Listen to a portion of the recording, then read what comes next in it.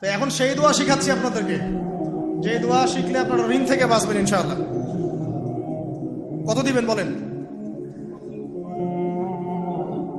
আচ্ছা, হ্যাঁ, এই তো শুকরিয়া। দোয়া করবেন যেন আল্লাহ পাকের দ্বীনটাকে আল্লাহর জমিনে প্রতিষ্ঠা করতে পারি। আমার সাথে বলেন, দোয়াটা হচ্ছে আল্লাহুম্মা ইকফিনি বিহালালিকা আন হারামিকা ওয়া আগনিনি বিফদলিকা আম্মান সিওয়াকা।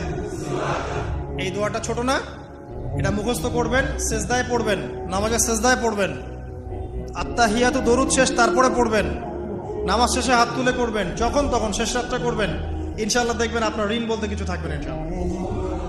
যদি থাকেও, বড় কোনো ঋণ থাকেও, আল্লাহ পাক অন্য কোনো মাধ্যমে এটা শোধ করার ব্যবস্থা করে দিবেন ইনশাআল্লাহ।